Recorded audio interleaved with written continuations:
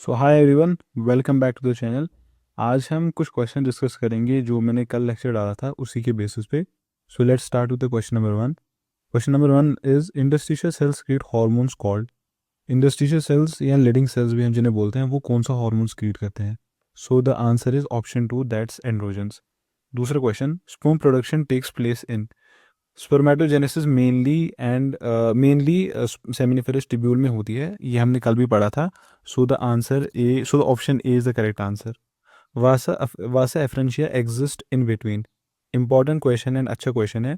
ये कह रहा है कि वासा एफरेंशिया किन के बीच में आता है।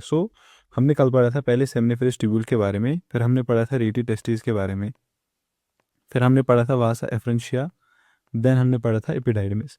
तो वासा एफ्रेंशिया जो है वो रेटी टेस्टिस एंड एपिडाइडमिस के बीच में आता है।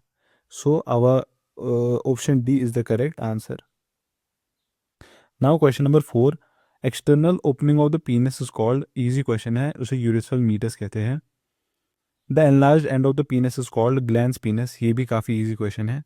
The duct which carries sperm from testis to epididymis is. वो कौन सा डक्ट है जो टेस्टिस से एपिडाइडमिस तक स्पर्म को ले जाता है? मेनली जो डक्ट है वो वासा एफ्रेंशिया है, क्योंकि सेमिनिफेरस ट्यूब्यूल से जो स्पर्म है वो रेटेड टेस्टिस में जाएगी, then vasa efferentia and then epididymis. So epididymis तक वासा एफ्रेंशिया पहुंचाती है। So the option A becomes the correct answer. Now question number seven, bulbourethral gland helps in. ये मैंने कल भी बोला था, जो बल्बोइरथ्रल ग्लैंड है वो स्क्रीट करता है mucus which helps in the lubrication of penis. So option A is the correct answer. Then we have prostate gland is present. तो प्रोस्टेट ग्लैंड की लोकेशन के बारे में पूछा है। अगर हम एनसीईआरटी की बात करें तो वहाँ पे लोकेशन का मेंशन नहीं है, बट स्टिल अगर हम डायग्राम देखें तो डायग्राम में आपको दिखेगा। अगर मैं डायग्राम पे आपको ले जाऊँ तो यहाँ पे आपको प्रोस्टेट ग्लैंड दिखेगा ऐसा कुछ। तो इसको हम कह सकते हैं कि ये जो हमारा प्रोस्टेट ग्लैंड है ये सेमाइनल वेसिकल के नीचे प्रेजेंट होगा। सो बिलो सेमाइनल वेसिकल यहाँ पे आपका आंसर हो जाएगा। So now the secretion of male accessory glands contain. ये मैंने कल भी बोला था, जो हमारे मेल एसेसरी ग्लैंड्स है वो तीन होते हैं, seminal vesicle, prostate and bulbourethral gland. ये तीनों जो सिक्रीशन करते हैं उसे हम सेमाइनल प्लाज्मा कहते हैं। एंड सेमाइनल प्लाज्मा में हमारे पास फ्रक्टोज होगा, कैल्शियम होगा एंड कुछ एंजाइम्स होंगे। फ्रक्टोज कैल्शियम नो एंजाइम्स गलत। Fructose calcium and certain enzymes, ये है सही ऑप्शन हमारा। है तो question number 10, trace the correct path of sperm from seminiferous tubule. ये जो क्वेश्चन है ये काफ़ी इंपॉर्टेंट है एंड नीट में काफ़ी बार पूछा भी गया है एंड आगे भी पूछ सकते हैं। तो ये पाथ आपको एक फ्लो चार्ट के फॉर्म में बना लेना है एंड इसे याद करना है। तो सबसे पहले सेमिनिफेरस ट्यूब्यूल में जो है वो स्पर्म बनती है, then we have rete testis, उसके बाद vasa efferentia, then we have epididymis and finally vas deferens. So, radial testes, vasa efferentia, epididymis, and vas deferens. Option A is the correct answer.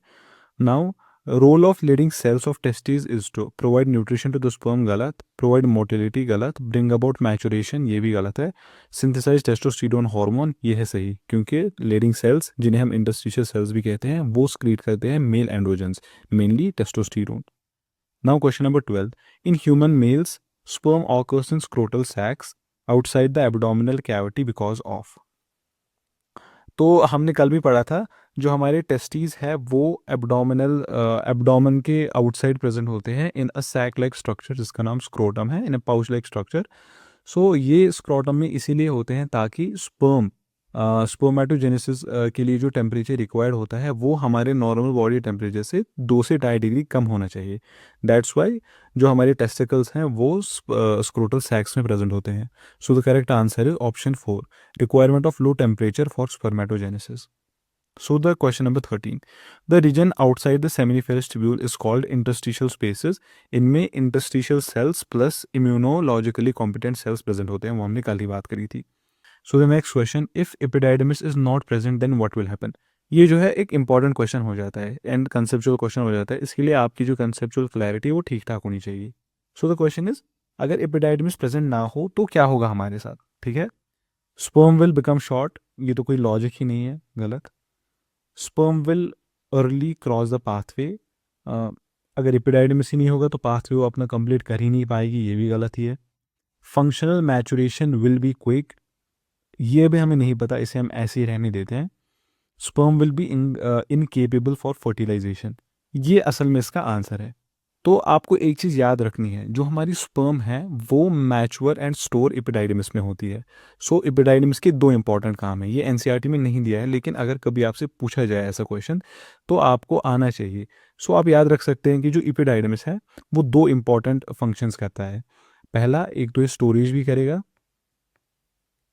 Sperm का, and दूसरा ये sperm को fertilising ability provide करता है, that is ये sperm को mature करता है ताकि वो फर्टिलाइज कर पाए ओवम को। And fertilising